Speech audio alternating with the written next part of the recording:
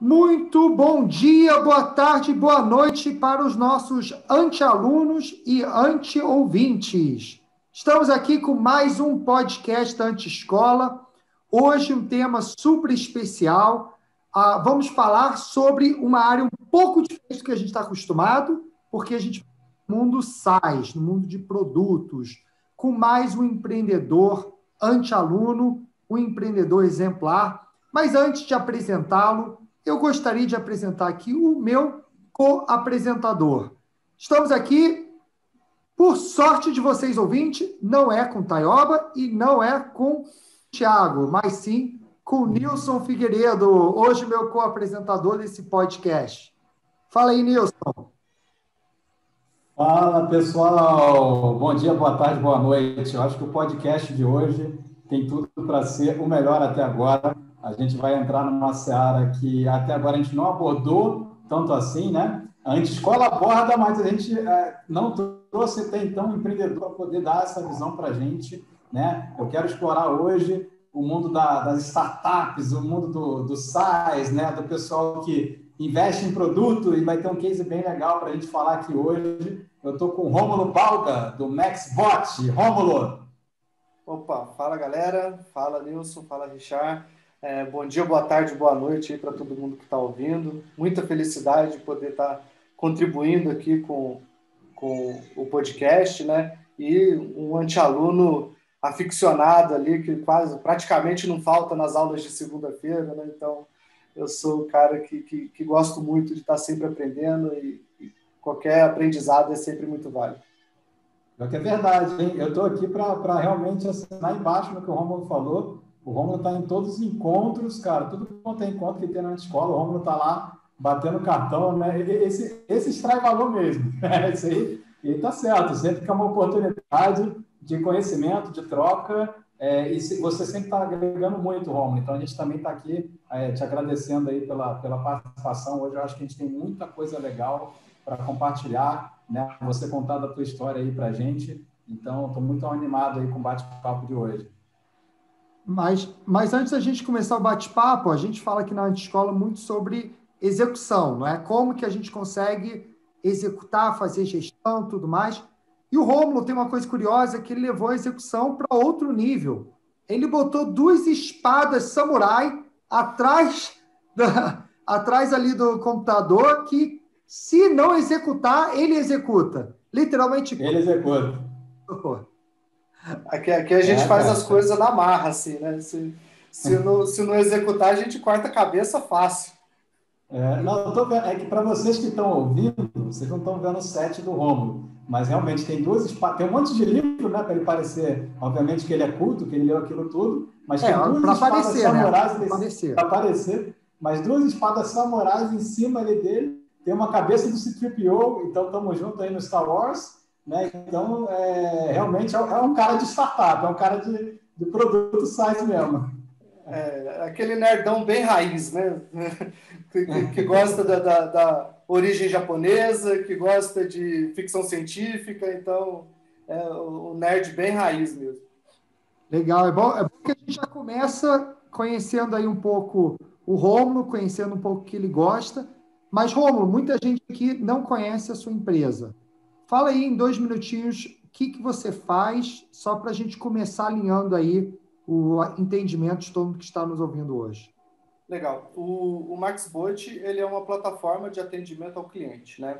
Hoje a gente está integrado ao WhatsApp, mas daqui não sei se esse final de semana, no próximo, né, a gente vai se transformar numa plataforma omnichannel, porque além do WhatsApp vai entrar o chat web e vai entrar o Telegram.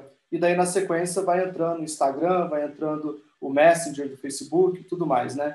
Então, ele é uma plataforma que você, utilizando esses canais, você consegue distribuir o atendimento para vários atendentes. Então, um escritório de contabilidade, por exemplo, que tem ali o setor fiscal, o setor contábil, o setor financeiro, o setor de RH e tudo mais, o MaxBot consegue fazer o direcionamento para essas pessoas que estão alocadas em cada um desses setores, né? Então, quando o cliente chama um número, um WhatsApp que está ali com o MaxBot, ele recebe uma mensagem de boas-vindas, recebe um menuzinho de opções, ele vai interagindo com essas opções vão encaminhando ele para os atendentes correspondentes àqueles setores que o cliente escolheu, né?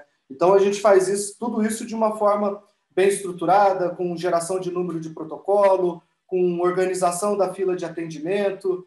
Esses protocolos, a gente já fez uma validação jurídica dele. Então, quem usa o MaxBot, ele está seguro juridicamente, tanto em relação à LGPD, quanto em relação a consumidor, empresa, né?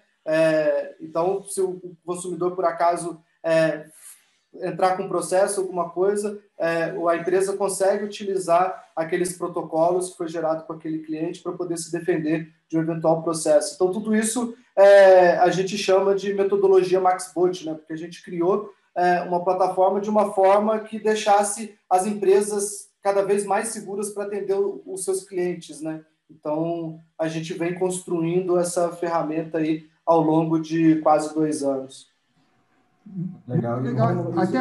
Dá para dizer que você levanta a bandeira do atendimento, então? Isso. A gente é uma empresa especializada em atendimento ao cliente. Nilson, eu ia falar o seguinte, antes da gente até continuar, anota aí para a gente implantar, porque tudo isso na empresa, né, para quem trabalha com atendimento ao cliente, sabe que isso é um sonho. Como que você consegue reduzir todo esse processo manual, todo mundo batendo cabeça lá por trás e ter toda essa documentação até a parte jurídica. Então, certamente após o podcast a gente vai conversar. Vou implantar o Carlão, que já participou aqui com vocês, eu acho, não participou? Sim. O Carlão lá do Ubabox, a gente acabou de fazer a implantação lá no Ubabox também, então vamos colocar na LIO também.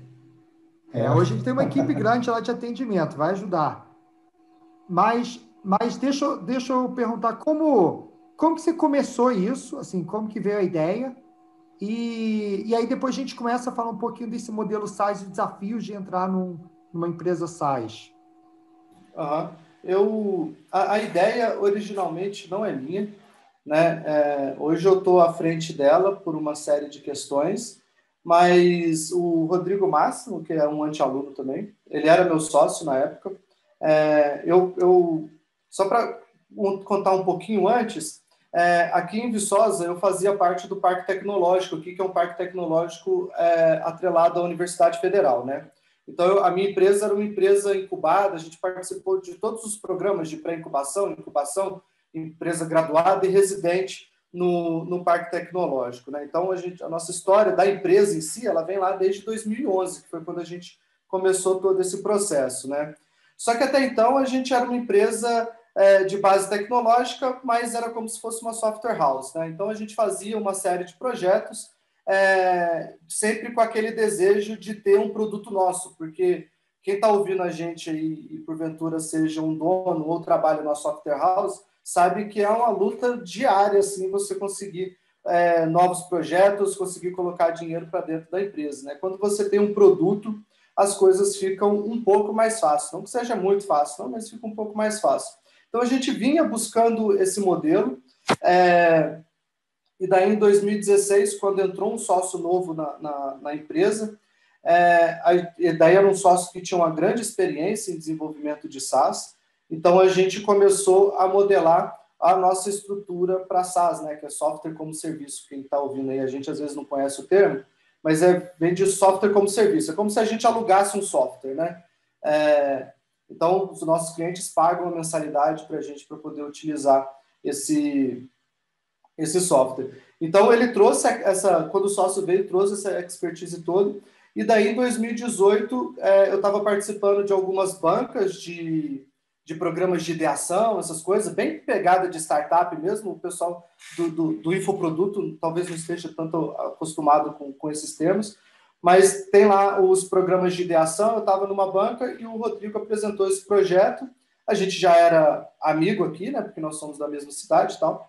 E daí eu embarquei no projeto com ele. Em 2018, a gente foi acelerado pelo programa Lemonade, que é um programa de aceleração da UFMG, né, da Universidade Federal de Minas Gerais, e a gente começou a desenvolver. Então, a gente começou com MVP, aí depois a gente foi evoluindo a plataforma, e daí até chegar em janeiro do ano passado, janeiro de 2020, que a gente lançou já um modelo que já não era mais tão MVP, assim, já era um produto, não era um produto mínimo viável, né? Era um produto viável, e daí com isso a gente começou a evoluir, a escalar cada vez mais a MaxBot. Muito legal a história. E certamente quando você lançou, você não lançou com essa ideia, não é? Você certamente não lançou com essa ideia. Ou sim, ou você pivotou. Conta um pouquinho essa parte do início, até você entender o que o cliente precisava. Nós pivotamos o MaxBot 3 vezes, né? Então, Imaginei, nem sabia, mas eu já imaginei. A gente trabalha com SaaS, a gente sabe como é isso. Ninguém nunca acerta de primeiro. Só para quem está aqui hoje pensando em SaaS, tenha certeza que você vai pivotar. É por isso que o MVP é tão importante, assim, né? Porque já pensou se a gente desenvolvesse uma plataforma do tamanho que é essa hoje para a gente ver que não está dando certo? Não ia fazer o menor sentido a quantidade de gente envolvida, de tempo, de grana envolvida.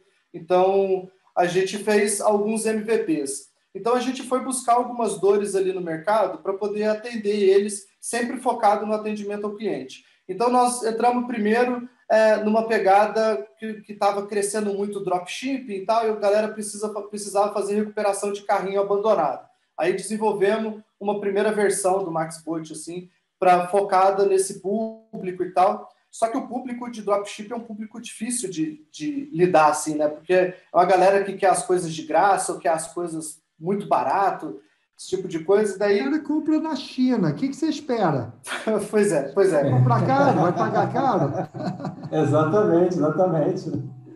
Pois é, e daí o cara quer usar todo o dinheiro dele para o tráfego, né? Para poder escalar a loja dele. E não se preocupa em como que as coisas vão acontecer para ele poder fazer a recuperação desse carrinho, para poder dar essas notificações para o cliente e tudo mais. A gente viu que não estava dando certo, e daí tinha uma grande demanda pela galera que queria fazer disparo de WhatsApp em massa, assim, né? Mesmo isso sendo proibido pelo WhatsApp, a gente conseguia burlar um pouquinho ali, né? Então, sempre tem um brasileiro criativo, né, Richard? Sempre tem um brasileiro criativo. Ganhou muito dinheiro em campanha política ou não? Um bocado bom, tá? Um bocado bom. E... Rômulo, fica à vontade você não precisa abrir tudo, tá, cara? Fala só se você estiver confortável. Não, uma coisa que a gente nunca fez foi aceitar que o cliente colocasse aquelas listas compradas, né? Porque a gente sabe que se eu quiser comprar uma lista de todos os WhatsApp que tem aí no Rio de Janeiro, eu consigo achar isso na internet, né? Então... Você acha lá em Madureira. Pois é. Você compra tudo em Madureira, inclusive vacina, qualquer coisa você compra. Pois é, mas a gente sempre teve muito cuidado em relação a isso. Então, a gente saiu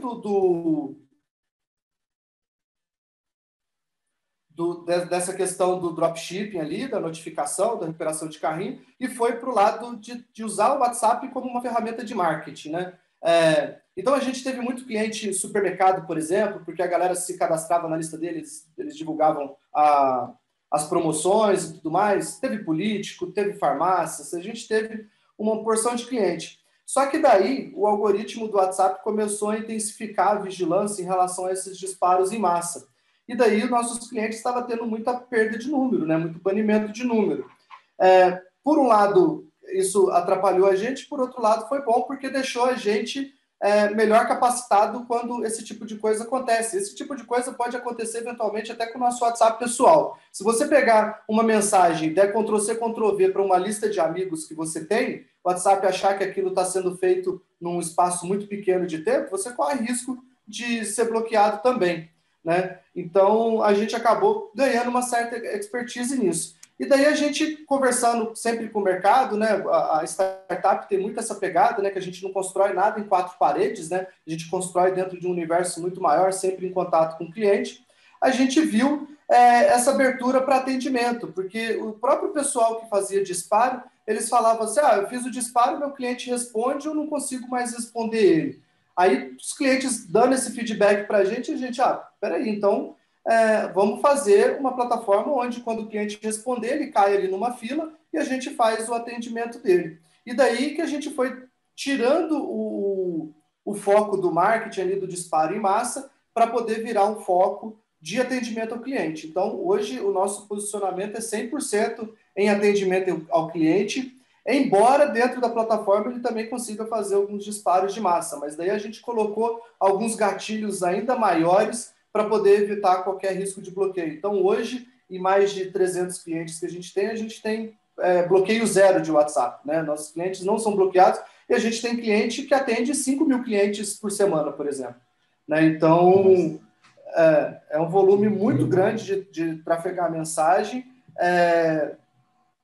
e daí a gente conseguiu fazer isso. Tudo isso utilizando uma API que não é a API oficial do WhatsApp. E agora a gente conseguiu a homologação do WhatsApp, somos um parceiro oficial do WhatsApp no Brasil, e daí agora a gente pode vender legalmente a solução, vamos colocar assim. Que legal, né? Eu estou escutando aqui, Rômulo, que evolução, hein? De disparo em massa, né? De disparo em massa para atingir um monte de gente. Você de spammer foi para um cara de qualidade de atendimento. Olha a evolução. A tua pivotagem era spam para todo mundo para né, levantar a bandeira do atendimento ao cliente. Né? Como é que foi? Fala aí, agora eu estou entendendo a espada ali atrás, né? Se alguém... Você que está me mandando spam, ele tinha uma forma de se defender com a espada. Mais ou menos isso. Nunca chegou a essas vias de fato, mas era uma preocupação que a gente tinha e o próprio caminho que estava seguindo ali as leis brasileiras, a LGPD, ia travar essa atividade da gente, né? Então, antes do governo travar essa atividade por causa disso, a gente mesmo teve que encontrar um outro caminho e acertar esse caminho, né? E daí hoje a plataforma é 100% aderente à LGPD, tanto que dá essa segurança jurídica toda. O que eu acho interessante é justamente essa história de começar na tentativa e no erro, começar de formas nem 100% certinha e isso ir evoluindo até que você hoje tem uma empresa estruturada, até que hoje você tem um produto robusto. Podemos chamar agora você o rei do WhatsApp, não é? Mais manda mensagem de WhatsApp no Brasil, e aí é interessante essa trajetória. Mas uma coisa que a gente estava conversando antes, o Nilson até trouxe mais cedo. Nilson, não sei se você quer expandir um pouco esse ponto, a parte de desenvolvimento de produto e desafios que isso traz. Vamos aquecer as turbinas aqui, Romulo, porque a tua história aí é legal ver essa evolução, mas eu queria já começar aqui tocando numa ferida que é muito comum para quem, né, encara desenvolvimento de produto, né? Porque qual que é a grande questão? Quando você está vendendo serviço, né, em tese você tem ali, você presta serviço, você tem um fluxo de caixa, né? Quando você está desenvolvendo produto, você inverte muito esse jogo, né? O fluxo de caixa tem que ser queimado antes, né? E muitas vezes tem muita gente que morre pelo caminho, né? Queimando caixa, tentando desenvolver alguma coisa, essa coisa não se mostrou, né, atender o mercado de alguma forma ou de outra, e aquilo é queimado e acabou a brincadeira, né? Então, assim, conta pra gente, Rômulo, como é que foi o início, né? Como que foi, e se a gente puder olhar também por essa perspectiva de investimento, fluxo de caixa, como é que você foi, imagino que não tenha sido fácil, né? Mas como é que você foi sobrevivendo nessa tentativa e erro aí que o Richard bem colocou? Conta aí pra gente. O primeiro ponto que eu gosto de destacar é que para a gente poder desenvolver um bom produto, a gente precisa ter um bom time, né? E no início de qualquer empresa é muito difícil você montar um time, principalmente um time de TI, que é um time caro, é muito difícil. Então, como eu não sou programador, eu tive que me associar a um bom programador. Então, esse meu sócio, que é o Rodrigo Gomit, a gente está junto desde 2016, né? Então, ele saiu da Energisa S.A., que é uma operadora de energia, que tem alguns estados do Nordeste e tudo mais, e daí a gente se encontrou, a gente não se conhecia e tal, e daí a gente foi muito transparente um com o outro em relação ao negócio e tal, e a gente foi e virou sócio, e hoje é quase irmão, assim, né? Tipo vocês dois, assim, né? Somos quase irmãos. Então, para eu poder conseguir desenvolver um produto dentro de uma competência que eu não tinha, eu precisava me associar a alguém, né? E daí a gente foi construindo desde 2016 projetos, grandes projetos médios, projetos pequenos às vezes, que deu um fluxo de caixa para a gente. Então, por exemplo, eu desde 2012 até finalzinho de 2019, eu fui consultor do Sebrae Minas. Então, isso trazia muito projeto, trazia muita receita para a gente, o que financiava os outros projetos para produto próprio, né? A gente tem um outro software que é focado em grande indústria, que ele está hoje na Suzano, está na Veracel, está em Big Forest, né? Porque o software florestal especificamente. Então, é um software que manteve as nossas contas até a gente conseguir alcançar um nível de equilíbrio ali dentro da MaxBot, né? Então, a gente não começou no total negativo, né? Que nem quando um grupo de anjos pergunta para a gente, vocês já alcançaram o break-even e tal? Eu sempre falo que a gente nunca trabalhou no negativo, né? A gente sempre trabalhou no break-even e ganhando sempre um pouquinho mais ali. E daí, conforme as coisas foram escalando, a gente foi contratando gente. Então, hoje a equipe de TI é o Rodrigo mais 2 pessoas, aí a gente tem uma equipe comercial, tem uma equipe de suporte, tem tudo isso, né? Então, esse processo da parte de grana, a gente teve um projeto anterior que financiou esse novo. E agora esse anterior, ele já faz parte de 5% do nosso faturamento. Ele já, o que ele fatura para a gente... Já ficou pequeno, né? Ele já ficou pequeno perante... Então, sim. Mas assim, se não fosse ele, não fosse as Big Forest aí, pagando a anuidade deles e tal, a gente não teria tido como construir e errar essas 3 vezes que a gente errou no MaxBot. A gente errou, tinha alguns clientes ali dentro que pagavam, mas nem de longe dava a receita que a gente precisava, e daí esses projetos conseguiram financiar isso até que o MaxBot hoje é do tamanho que é, atuando em mais de 300 clientes de diversos nichos. E daí os projetos de software house a gente cortou todo, a gente não pega mais projeto de software house nenhuma, e daí a gente está trabalhando com essas duas, com o MaxBot, que está lá em cima, e com a Prodify, que é outra SaaS nosso, mas focado nessa indústria, que tem uma participação pequena dentro do nosso faturamento hoje, né? Então, já peguei alguns insights aqui, porque olha só, você meio que já disse que teve realmente você prestando serviço, né, para poder trazer o caixa lá atrás, já tinha um produto que também financiava, né, e o interessante é como as coisas vão mudando, né, você falou, a gente ainda desligou agora a software house, né, porque senão você fica também pegando projetos, e isso é custo de oportunidade, né, porque se você ficar pegando projetos cada hora, né, a gente já teve essa fase também, né, até falo muito com o Richard, a gente aprendeu a dizer muito não, porque antes aparecia, você faz um aplicativo de não sei o que faço, você desenvolve isso aqui, desenvolvo. Né? E aí a nossa estratégia, abrindo o jogo, ficava de lado, mas porque era a visão de curto prazo, né? O caixa correndo atrás da gente, não, melhor, a gente correndo atrás do caixa, e assim, você faz um aplicativo? Faço, me dá o dinheiro aí que eu faço. Né? Porque essa necessidade do caixa que é o oxigênio, né? E o legal é que agora você já chegou nesse ponto de conforto, onde o teu produto principal, né? Ele já ganhou uma escala, o outro produto que financiou esse produto principal já deixou de ser relevante, né? E agora é olhar para o futuro, né?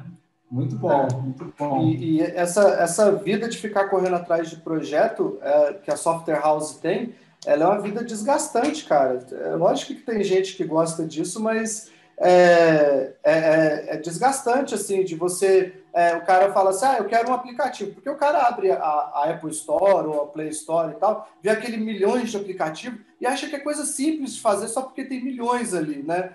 E daí tem toda uma complexidade, tem custo envolvido e tal. Aí quando você apresenta um orçamento de um aplicativo bobo, simples ali de 10, 15 mil reais, mas que absurdo, que caro, não sei o quê. Eu assim, bicho, você não faz a menor noção do que você está pedindo, e daí vem falar que meu preço está caro.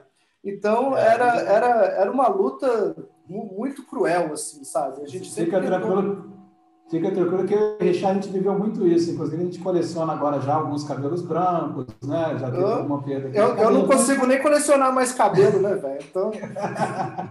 Você também viveu a vida de software house. Vivi, só que o meu não branqueou, o meu caiu mesmo.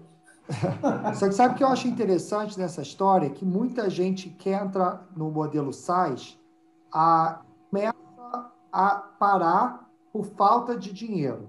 começa a falar, não, eu não tenho grana, então não vou fazer. E começa a travar. O que eu achei interessante é justamente o limitador de dinheiro não foi o motivo de travar vocês. Muita gente começa já, eu tenho uma ideia e vou levantar dinheiro, vou buscar investidores. E aí o que as pessoas não percebem nessa estratégia de você não ter nada e buscar dinheiro é que você acaba sendo diluído.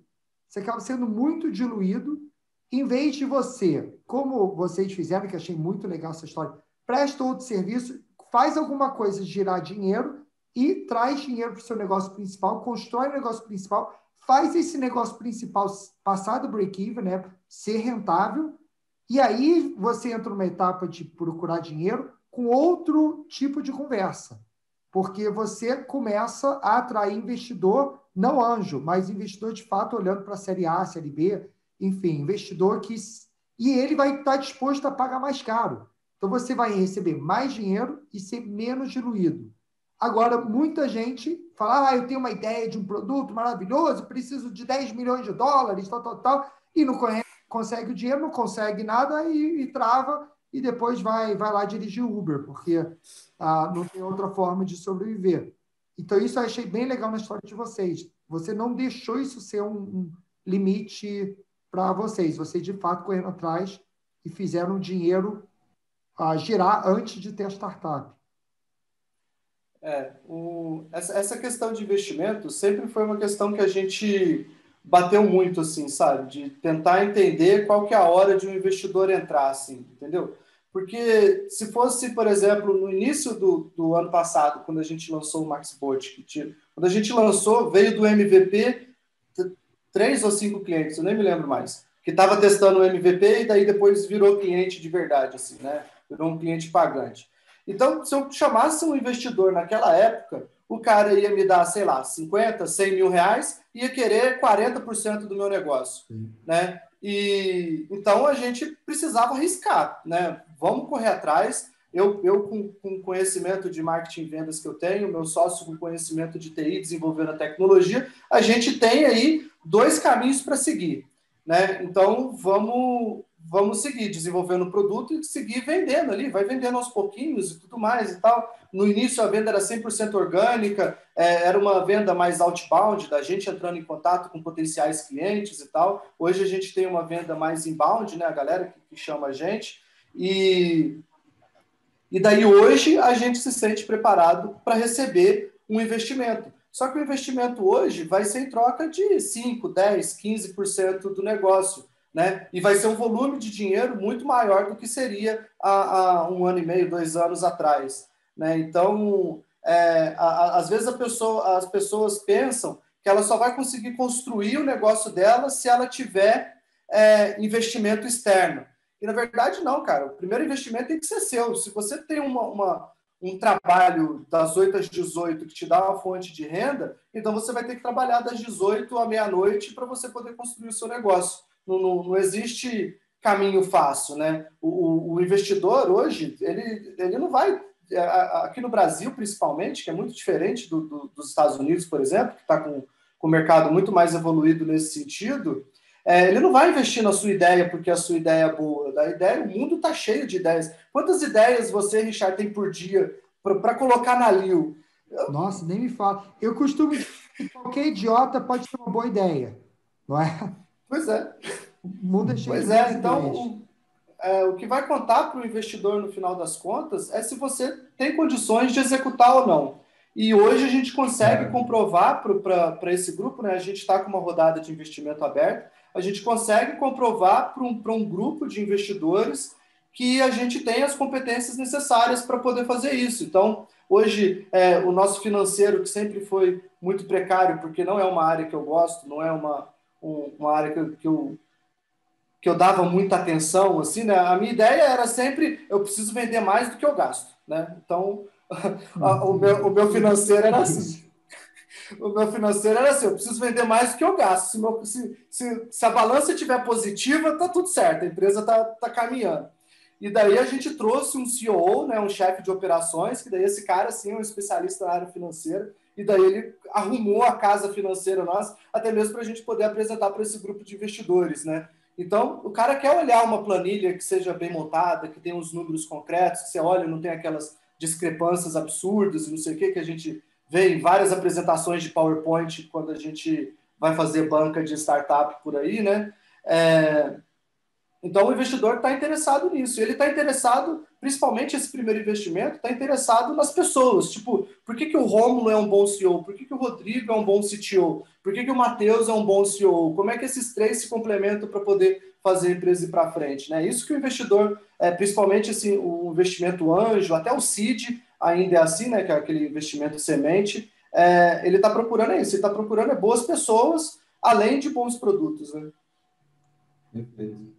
Perfeito. Inclusive, tem dois insights aqui que você já colocou, que eu também quero ter certeza, assim, para a gente capturar, que é o investimento, né? Olha o que você falou, né? Você falou o seguinte, se eu fosse buscar investimento logo no início, eu entregaria muito equity e traria pouco dinheiro, né? E aí, às vezes, olha como é que o timing é importante, né? Você, obviamente, acreditando no futuro e no potencial do Matspot, você foi fazendo ele cresceu clientes, e hoje você vai para uma, né, você está participando agora de uma rodada de investimento e você troca, vem muito mais dinheiro por muito menos equity, né? Então, olha como é que o timing também é importante. Às vezes o pessoal vai muito seco, principalmente o pessoal de startup, né? Já comentando, já generalizando, né? Pedindo licença para generalizar. Né? O pessoal de startup é tudo, o cara quer começar já com muito dinheiro, quer botar já tudo em investimento, né? Assim, mas sua ideia, não tem nem MVP, né? Não tem nenhuma coisa consolidada ainda, e já está indo atrás do dinheiro. Então, olha como é que o timing também, né, é importante.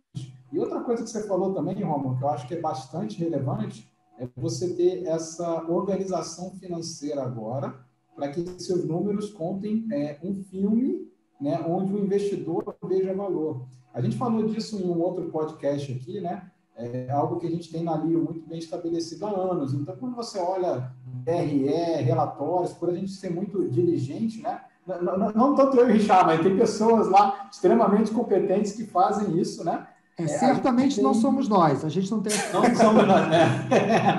Não somos nós. Mas o que é importante dessa história, né? O fato da gente ter isso já estabelecido sei lá, o Richard pode falar até melhor, acho que 5 anos, muito bem feito, por aí, se não mais, a gente tem tantas fotos de momentos distintos do negócio que são tão coerentes que hoje a gente já consegue contar um filme, né? A gente tem um filme inteiro. E esse filme, ele tem muito valor nos olhos de quem vê, porque a história é muito bonita de contar, está vendo crescendo. Nem foi tanto ano passado, mas com toda essa diligência financeira, a gente não tem um buraco na história da empresa, a gente não tem uma incoerência, né? Tudo faz sentido, você vai vendo ali o crescimento, né? Os números, eles têm uma cadência que faz sentido, você consegue entender como é que são as margens históricas da empresa. Estou falando tudo isso meio que como ensinando aqui o pessoal que está escutando. Se você não tem isso, né, prepare-se para ter, porque isso só vai ter valor daqui a pelo menos uns 2, 3 anos, que você vai poder olhar aí para trás e falar, caramba, olha como é que era o meu faturamento lá atrás, né? Olha como é que era a minha margem histórica lá atrás, olha como é que o business cresceu. Então você tem um filme para depois para compartilhar. Né? Não fazendo isso desde já, como é que você vai falar para alguém, né? Quanto que vale a sua empresa? Não sei. Né? Qual que é o valor? Não sei, não tem um número para suportar isso, né? E esse filme é bonito de ver demais, né? Não, e lembrando, pessoal, que DRE é diferente de extrato de banco, tá? Extrato de banco, isso é fluxo de caixa, isso é coisa de padeiro. Então, quando a gente está falando de organização financeira, a gente está falando de olhar para a competência, entender todos os movimentos financeiros, contábeis da empresa.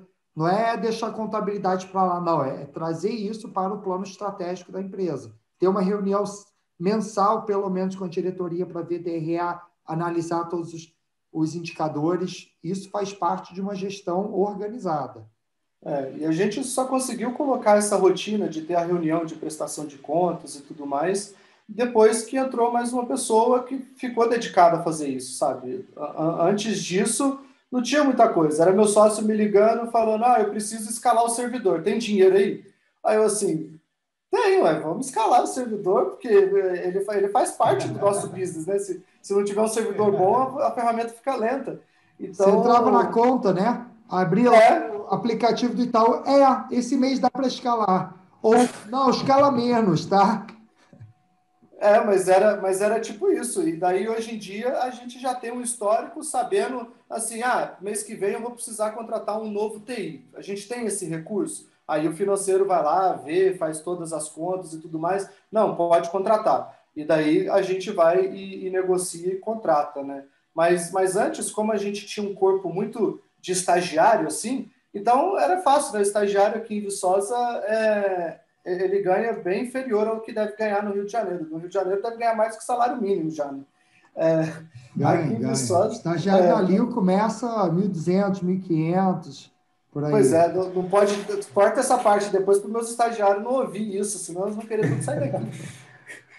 Vou botar aquele na hora que eu falo, depois na edição. A gente avisa o editor, corta, né? Só que não. Não, sem contar os benefícios, que ainda ganha alimentação, os outros benefícios. Pois é, e daí quando o investidor, o pessoal do financeiro, do fundo de investimento lá, olha nossas contas e fala assim, mas como é que vocês conseguem ter esse custo com 11, 12 pessoas trabalhando? Aí a gente tem que explicar, né? A nossa mão de obra é uma mão de obra mais júnior ainda, né? A gente está crescendo aos pouquinhos, com investimento a gente vai contratar o pessoal mais sênior, até porque a gente tem aí um desejo de internacionalizar e tudo mais. Então, a gente vai precisar de gente já com uma certa experiência. E daí, isso é super bem aceito pelo pessoal, entendeu? Então, se a galera que está pensando assim, eu tenho que contratar um vendedor foda para conseguir vender minha plataforma. Não, cara, começa o próprio empreendedor vendendo. Eu, até 6 meses atrás, era eu vendendo o MaxBot, né? Hoje já eu não participo. Hoje eu já estou como se fosse um gerente de vendas, assim, né? Coordenando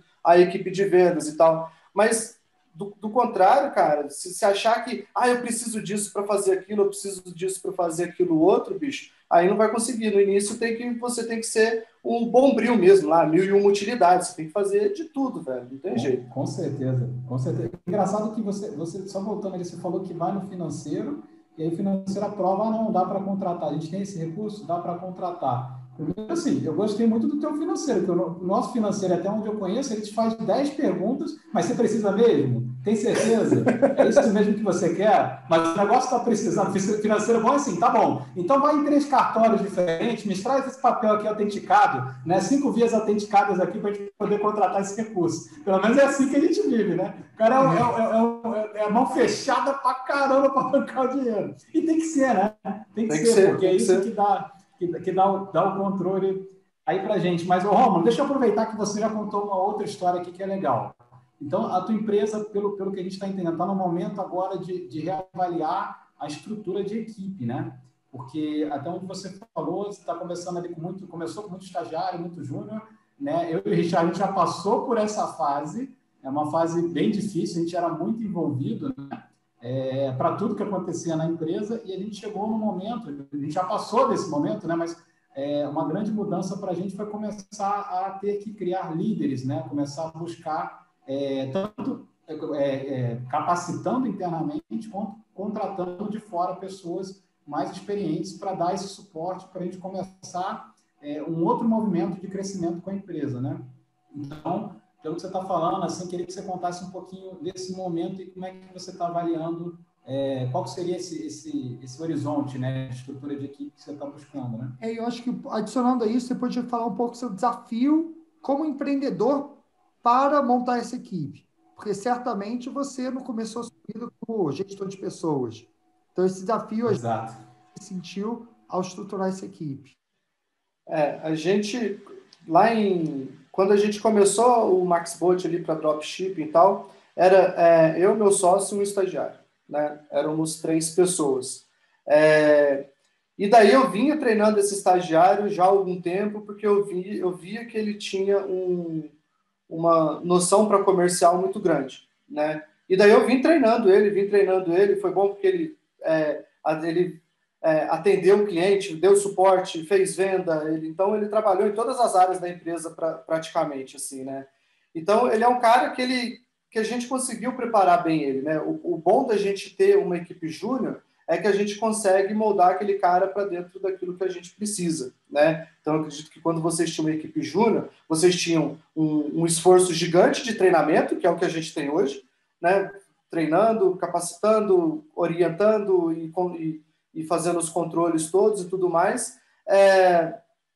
até você conseguir deixar a pessoa mais solta. Então, a gente sofre esse desafio, né? Boa parte da minha rotina diária é seguir treinando esse pessoal meu, que é ainda um pessoal júnior, né? Então, tudo depende de decisão minha, tudo depende de orientação minha e tal, e isso chega uma hora que começa a ficar mais complicado, assim, né? Até por causa da rotina, do dia a dia nosso e tal. Então, a gente tem ali as reuniões com um grupo de investidor, tem outras reuniões e tal, e muitas vezes não consegue dar um tempo de resposta que o pessoal precisa, né?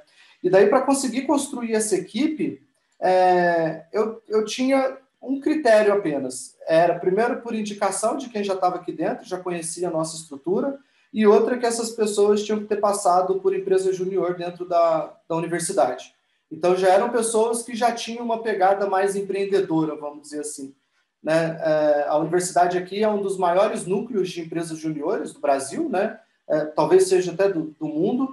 Então, as empresas juniores aqui são muito desenvolvidas, né? E daí eu tinha esses dois quesitos. Eu tinha que pegar um cara que fosse indicado por uma pessoa aqui de dentro. Então, por exemplo, o Guilherme, que é esse primeiro estagiário lá, a gente hoje chama ele de headhunter, porque quando a gente precisa de alguém, ele vai lá na empresa junior, pesca e traz para cá, né? Então, a gente até brinca com ele sobre isso. E daí a gente traz e capacita, mas é um trabalho exaustivo de capacitação, assim, sabe? De dependência, de tudo mais, né? Então, quando a gente começar, a partir desse investimento e tal, a gente vai começar a trazer uma equipe mais experiente para poder tomar ali algumas posições de liderança para que eles consigam continuar capacitando essa equipe, a gente continuar contratando mais pessoas, né? Então, a gente tá fazendo, vai começar a fazer essa mesclagem agora, né? Então, agora a gente está olhando para trazer um vendedor mais sênior, que é um vendedor que já tem experiência aí com parte de internacionalização, de tudo mais. Então, a gente vai começar a trazer pessoas para poder agregar ainda mais o nosso time e trazer mais experiência para o time, né? Para não ficar dependendo só da minha experiência e da experiência do Rodrigo. E o que você vê aí de desafio de trabalhar com a equipe júnior e por que você acha importante seniorizar? Por que não multiplicar esses júniores aí, que já que é mais barato, já que está aí numa cidade não tão grande, você consegue pagar menos? Qual o risco aí para... Eu sei a resposta, eu quero ouvir de você. Eu não sei se eu vou responder certo, vamos dizer assim, mas acho que o desafio é que quando a gente começa a correr atrás de grandes contas, que nem eu falei, que agora a gente conseguiu a liberação do WhatsApp para ser um representante no Brasil, né? E isso inclui conversar com grandes empresas, conversar com, sei lá, Magazine Luiza, fazer ele migrar da empresa que ele está para vir para a gente, sabe? Alguma coisa nesse sentido. A gente precisa de pessoas mais experientes para poder falar com essas grandes empresas. Às vezes precisa de pessoas que já têm contato, já têm um network ali, para poder conseguir trazer essas grandes empresas, né? Então, hoje, o nosso foco em trazer gente mais júnior, mais sênior, é conseguir aumentar o nosso network para poder trazer grandes contas. Isso no comercial. E no TI, por exemplo, é conseguir algumas pessoas que vão desafogar o meu sócio. Assim, né? Hoje ele está afogado ainda na operação, na programação e tal, ele está coordenando e tal, mas ainda muita coisa depende dele. E se a gente trouxer mais uma ou duas pessoas que sejam seniores lá para ele, ele consegue sair do operacional e entrar na gestão propriamente dito disso. Né? Então, acho que esse é um papel importante. Quando tem muito júnior, a gente continua fazendo operacional porque a gente continua tendo que atender muito esse júnior, né? E às vezes atender o cliente junto com o júnior para mostrar, é assim que se faz e tal. Então, eu acho que quando a gente traz um pessoal mais experiente, a gente consegue dar uma desligada desse operacional e daí fazer a parte da gestão, que é pensar no negócio para fazer o negócio crescer mesmo. Não sei se é a mesma resposta sua, já, mas... Eu fiquei até emocionado aqui com a tua fala aí, Rômulo, porque a gente fez um encontro lá na escola, né, que eu falo de como sair da operação, né, que é uma combinação de ter pessoas certas para delegar e sistematizar empresas, controles, indicadores, para você conseguir gerenciar pelo resultado. E aí o Rômulo me faz essa fala linda. Eu não vou nem pedir para você falar isso de novo, porque acho que você não vai conseguir falar tão bem, né? Pô, sair do operacional e vou focar em como crescer a empresa. Meu Deus! Né? Essa aí, aprende aí, pessoal, que está escutando, porque esse tipo de maturidade, acho que o Rômulo pegou, acho que no meio da porrada, né, Rômulo? Você foi pegando aí com vivência, com muita vivência aí, né? Tem um momento de ter júnior na equipe, né? Mas tem também, assim, se você quer dar um salto, né, para chegar no próximo nível, você tem que revisitar esse conceito de sempre pagar barato no profissional, né? Isso é fundamental para a gente conseguir alcançar a escala que a gente precisa, sabe? Então, a gente precisa trazer pessoas com uma experiência similar ou até maior do que a minha e do Rodrigo para a gente continuar evoluindo, porque senão a gente vai ficar estacionado. Se eu pudesse resumir para você, seria o seguinte: você tem a vantagem de trazer pessoas mais sêniores é que você compra aprendizado. Você compra toda a trilha de aprendizado que aquela pessoa já tem, anos de experiência, e, de repente, isso pertence à sua empresa, ou pelo menos uma parte disso pertence. Se você tem uma estratégia de crescimento, de precisar de pessoas, você tem duas estratégias na prática. Você pode comprar talentos ou desenvolver talentos. Qual é a diferença entre as duas? Se você está no mercado que cresce lentamente, um mercado de poucas mudanças, você tem tempo para desenvolver esse talento. Se você está no mercado que cresce muito rápido, que tem muitas mudanças, que toda hora precisa pensar em coisas novas, você precisa comprar talento para comprar aprendizagem. Se você tenta aprender tudo sozinho no desenvolvimento do talento, você vai ter mais dificuldades na parte de inovação, porque você tem menos pessoas, menos diversidade, menos talentos pensando assim. Então, você sempre tem que pensar, eu tenho duas estratégias, comprar ou desenvolver. O que está mais apropriado? Lembra que comprar, a gente não está falando de comprar estagiário a R$800, não. Está falando de comprar pessoas mesmo que têm experiência, que têm um track record, pessoas que são melhores que você. É isso que você tem que pensar. Não é, eu vou comprar um copy ali, pagando R$2.000, vou desenvolver. Não, isso é desenvolver. E lembra que desenvolver, você tem custo de treinamento, gestão, retrabalho, erro. Tudo isso são custos ocultos do profissional júnior.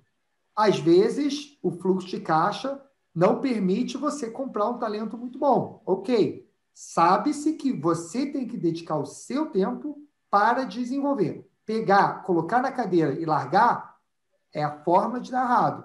Aí você o meu tempo vale o desenvolvimento dele ou é mais barato eu gastar o meu tempo em outra coisa e contratar alguém mais sênior e eu não tenho que dedicar tanto tempo meu? Então, eu acho que isso aí entra muito na decisão de comprar caro, um bom talento, ou desenvolver trazendo alguém mais barato. Acho que isso aí acaba resumindo um pouco. Não sei se você concorda com isso, Romo, pela experiência que você está. Concordo demais, e a gente está exatamente nessa virada de chave, né? Então, a gente precisa trazer talentos com experiência. Por exemplo, uma área que a gente criou tem pouco tempo aqui, que é o Customer Success, né? Que é o sucesso do cliente. Então, a gente colocou, por enquanto, uma pessoa júnior fazendo esse trabalho. Ela está fazendo um trabalho legal, mas está muito longe de ser uma área de sucesso do cliente que a gente imagina. Só que se eu parar para poder fazer isso, eu não vou para poder estudar sobre Customer Success, né? Eu não vou conseguir dedicar o tempo suficiente para isso. Se qualquer um dos sócios pararem também para fazer isso, vai ocorrer o mesmo problema. Então, a gente precisa trazer uma pessoa experiente para ela conseguir liderar e treinar essa outra pessoa, e daí a gente ir construindo essa área cada vez mais, e daí vai contratando novos analistas de sucesso do cliente e tudo mais, para essa pessoa poder treinar dentro daquilo que ela já viveu, para a gente poder conseguir escalar essa área, né? Então a gente está bem nessa virada de chave mesmo. Legal, legal. E deixa eu te perguntar, como que a Anti-Escola tem te ajudado nessa trajetória aí de empreendedor, SaaS, empreendedor raiz, empreendedor que começou como dropshipping, O WhatsApp do dropship agora está virando Spam. empresário vendendo para Magazine Luizas da vida. É, isso aí. Cara, a Anti-Escola me ajuda demais, assim. Eu gosto de assistir as aulas de segunda no ao vivo, justamente porque a gente tem a oportunidade de participar ali, de perguntar na hora e tal, e esclarecer qualquer dúvida. Coisa que, se a gente assistir a aula gravada, né, que todas as aulas ficam gravadas, a gente perde um pouco dessa oportunidade, por mais que a gente tenha o WhatsApp da pessoa que apresentou ali, a gente pode fazer contato e tal, mas eu acho que perde um pouco, porque você pega ali, sei lá, 20 pessoas numa aula daquela, você não escuta só a experiência da pessoa que estava dando aula aquele dia, você escuta a experiência de você, do Nilson, do Taioba e do Édipo também, que fez aquele debriefing para a gente, que foi sensacional. Então, você começa a atrair experiência de outras pessoas, e isso agrega demais. E daí, como a gente soltou uma pesquisa com o nosso cliente perguntando o que ele gostaria de aprender em relação à atração de clientes, a atendimento e tudo mais, aí a gente tá começando a abrir um braço de infoproduto, né?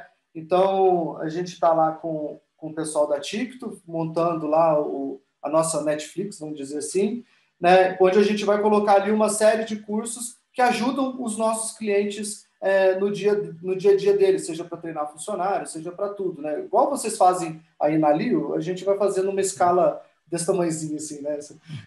Então, e a Anti-Escola ajuda a gente a ter essa visão, assim, né? E uma coisa que eu acho legal é que a troca de experiência para pessoas de estar em área diferente é muito legal, porque se eu tivesse num grupo de empresários só faz SaaS, provavelmente ali ia ser sempre a mesma coisa, assim, né? Sempre a mesma coisa, as mesmas conversas e tudo mais, e você ia conseguir tirar uma ou outra coisa diferente ali de dentro, né?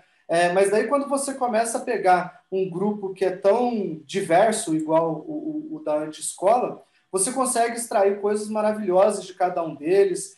As mentorias que a gente faz individual, só mentoria top. Eu já fiz, sei lá, umas 5, 6, 7 mentorias, nem sei mais a quantidade, porque são coisas, são alguns pontos pequenos que a gente precisa de ajuda ali, que a gente não sabe como avançar, e essa mentoria trabalha exatamente naquela dorzinha que a gente tem, daí a gente consegue deslanchar e evoluir, sabe? Então, eu acho que esse é um ponto muito legal de fazer parte de um grupo como o grupo da escola. Muito legal. E uma coisa que eu percebi pela sua fala, você falou na minha participação do Nilson Taioba, mas eu percebi que o Thiago não agrega em nada, né? O Guedes. Brincadeira. Não, o Thiago é o cara das planilhas e mestre dos OKRs lá. Eu fiz meu planejamento estratégico no início desse ano, focado na aula dele. Que, Rômulo, desculpa, que assim, é aquela história, né? A gente perde o sócio, mas não pode perder a piada, né? Então, com toda certeza. Com toda certeza. Mas aquela aula de OKR do Thiago é um negócio bruto, assim, o planejamento estratégico nosso. Isso. Vamos tentar corrigir. É que não falou. Coloca o pi na minha fala. Aquela aula de OKR foi boa, hein? Mas eu acho que, Romulo, se a gente pudesse resumir uma frase, seria o seguinte: se você quer ser tubarão, você tem que nadar com tubarão, não é? Com certeza. Porque quando a gente pega aqueles empresários lá que já faturam múltiplos milhões, vamos colocar assim, e a gente que está começando, a gente às vezes fica até meio inibido, assim, né? Tipo, mas será que eu vou... Isso foi até uma questão quando a gente foi fechar e tal. Mas será que eu vou conseguir agregar o grupo e não sei o que e tal, né? Porque eu sou muito pequenininho em vista dos caras que estão faturando milhões em lançamento ali, mas a gente acaba que consegue agregar porque são particularidades que tem no negócio que pode ser aplicado em outro, a gente sempre consegue contribuir de alguma forma com eles, né? E eles com a gente, isso, claro. Isso com certeza. Todo mundo ali agrega algum ponto de vista, você traz esse know-how e a vivência, né, de um produto SaaS, né, tecnologia, né, integrações com o WhatsApp, né? Por exemplo, você já pode falar para o pessoal como eu fui, né, certificado pelo WhatsApp como um trusted partner, né, um parceiro aí de confiança, né? Tudo bem que eles não olharam para o teu passado, mas você está agora validado, né? Como parceiro de confiança, né? Sem burlar as regras do WhatsApp. Então, olha quanto conhecimento aí. E o que você falou que é legal é essa pluralidade, né? Cada um com o seu nicho, cada um com o seu negócio. Então, acaba que a troca fica muito rica, né? Mas Rômulo, vamos então falar o seguinte, e futuro, cara? Como é que é a tua visão aí, né? Quais são os próximos passos, né? Aí você já falou da questão da equipe, mas eu sei da rodada de investimentos, mas como é que você está enxergando aí o próximo ano e qual que você acha que vai ser aí tuas grandes alavancas aí de crescimento? O mercado brasileiro, por si só, ele já é muito grande em relação ao atendimento ao cliente, né? A Zendesk tem uma pesquisa que fala que nós somos o quinto pior país em atendimento ao cliente do mundo, né? De 20 e tantos, 30 e tantas países pesquisados pela Zendesk, a gente está no quinto pior, assim, né? Então, a gente tem um desafio muito grande de revolucionar o atendimento ao cliente aqui no Brasil, né? Então, a gente, com essa premissa que a gente está montando esse braço de infoproduto, a gente está melhorando a plataforma. O Brasil é o segundo país no mundo com mais usuários de WhatsApp, a gente só perde para a Índia por motivos óbvios, né, por causa da população. Então, a Índia só de usuário do WhatsApp tem 3 vezes mais do que o Brasil. Então, de população deve ter umas 10 vezes, sei lá. Então, a gente tem um mercado muito grande aqui no Brasil, mas a gente já está começando o nosso processo de internacionalização. Nós fechamos uma parceria com um representante no Peru, e daí a gente vai começar, provavelmente agora no segundo semestre, vai começar a operar lá no Peru, e daí nosso foco é até o final do ano a gente está em 5 países aqui da América Latina, né, uma vez que a plataforma está traduzida e funcionando tudo direitinho. A gente está aí nos primeiros 5 países da América Latina para depois começar a ganhar um mundo para valer, né? Esse é o nosso objetivo para esse ano. Aí eu senti firmeza, hein? Aí eu senti, né, Thiago? Pois é. Agora... Quero ver o dia que você chega na Índia. Aí vai ser foda. O dia que eu chegar na Índia vai ser bruto. O problema da Índia é porque tem muito programador por metro quadrado, né? Então os caras sempre conseguem fazer umas cópias, algumas coisas assim. Eles têm uma plataforma lá na Índia, que é uma plataforma white label, que acaba concorrendo com a gente aqui no Brasil, mas é uma plataforma que não se sustenta no longo prazo por conta de necessidade de grande infraestrutura, os caras não conseguem manter, mas competir com o indiano nesse quesito do TI não é uma tarefa fácil, não. No TI não, só que a vantagem é que o atendimento deles é muito ruim. Então, o mercado bom, não é igual vender sapato na África. Já que ninguém usa sapato, ou é um mercado que ninguém consegue vender, ou é um mercado com uma grande oportunidade. Tem isso. Pode ser também. A gente nem tinha pensado na Índia ainda, mas quem sabe, né? Não, muito legal. Eu acho que nesse podcast a gente conseguiu ouvir várias histórias e vai tirar vários aprendizados. Então, a gente falou aí desse mundo de startup, falamos de gestão de pessoas, falamos de como crescer sem dinheiro, como investimento na hora errada pode ser ruim, investimento na hora certa pode ser bom. Enfim, eu acho que a gente conseguiu ter uma visão geral do que é um empreendedor raiz e como ele está fazendo para escalar seu negócio sem buscar dinheiro de frente, né, de imediato, buscando isso na hora certa.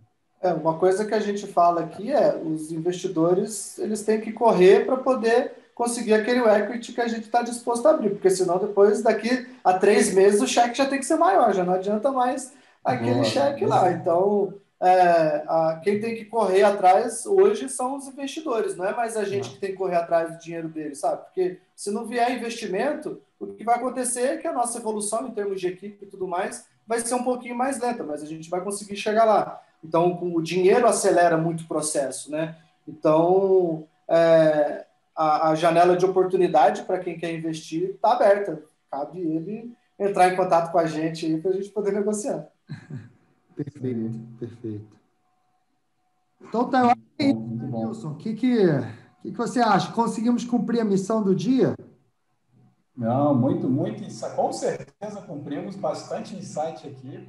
Muito legal a tua história, Romulo, né? Tudo que você contou, né? As três pivotagens aí, né? É muito legal ver como é que um produto, às vezes, você não tem ideia do que o teu produto pode vir a ser, né? Você vai testando, vai jogando, o empreendedor raiz é isso aí mesmo. Então, a gente aprendeu bastante. O Richard já passou todos os pontos aqui que eu anotei também. E Rômulo, para a gente poder concluir, deixa uma mensagem final aí para a gente, né? Qual que são as suas considerações finais? E aí a gente encerra com chave de ouro aí, mais um podcast violento aqui, que eu gostei muito de bater esse papo contigo. Um recado para a galera que está ouvindo a gente e ainda não sabe muito bem que caminho quer seguir, se vai empreender, se vai trabalhar, se vai ser um empregado e tudo mais. Primeiro que para ninguém ficar atrelado à sua área de formação, né? Eu sou um exemplo disso, eu falei dessa história toda, mas a minha formação em educação física. O que tem a ver educação física com tudo que eu faço hoje? Né? Então, você não precisa se pegar só porque se formou em X ou no curso Y lá, não precisa se apegar a isso, porque você tem condição de aprender qualquer coisa que você quiser. Qualquer coisa a gente tem condição de aprender. Então, eu não precisei fazer uma nova faculdade para poder construir a empresa que eu tenho hoje. Né? Muito do meu conhecimento de atendimento ao cliente, inclusive, vem da época que eu dava aula, né? de educação física, de estar ali na academia, lidando com os marombeiros e tudo mais, né? Então, eu acho que a primeira coisa assim não precisa ficar preso ao que você se formou. Se você gosta de uma área que seja diferente da sua de formatura, vai correr atrás do seu sonho e vai empreender nessa área, assim, porque o empreendedorismo ele é difícil, ele exige muitas horas de dedicação, ele é uma rotina muitas vezes sozinho, porque nem sempre a sua família entende o que você está passando, as suas dificuldades e tudo mais, né? Para os nossos pais, eles querem que a gente faça sempre o caminho da segurança, que seria ser um empregado, alguma coisa assim. Então, mas assim, no final das contas, dá certo, assim, né? Uma coisa que eu e meu sócio a gente sempre fala é que a gente não faz as coisas para ver se vai dar certo, a gente faz as coisas até dar certo, né? Então, eu acho que esse é um recado que eu gostaria de deixar para todos aí. E para deixar claro, ele está falando até dar certo, não é persistir no erro, mas sim tentar várias vezes até você achar o acerto. Isso. Não é? Porque vocês votaram várias vezes aí pela história que você contou. Sim. Assim, tudo é feito, calculado, para você poder pivotar, para você poder seguir um caminho que vai dar certo, assim, né? Então, você tem que, não é persistir no erro, mas é persistir num caminho que você acredita ali. Perfeito, tá ótimo.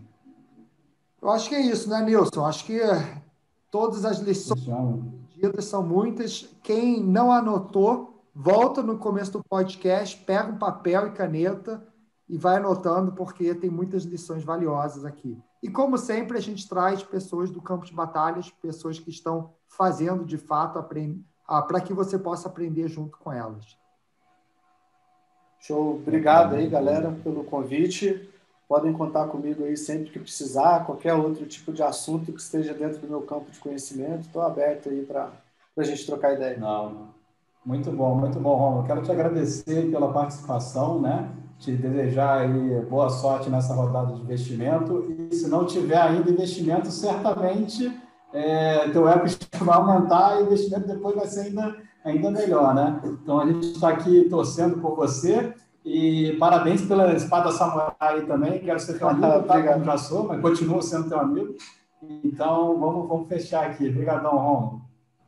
Valeu, galera. Obrigado a todo mundo que está ouvindo aí. E quem não conhece, depois comece a seguir lá a Antiscola no Instagram, entra no site. Você que é empreendedor raiz, entra aqui na escola, que você também vai poder crescer, escalar o seu negócio com toda a sustentação necessária. Obrigado mais uma vez. Bom dia, boa tarde e boa noite para todo mundo que está aqui ouvindo a gente. Até logo. Falou, pessoal. Valeu, pessoal.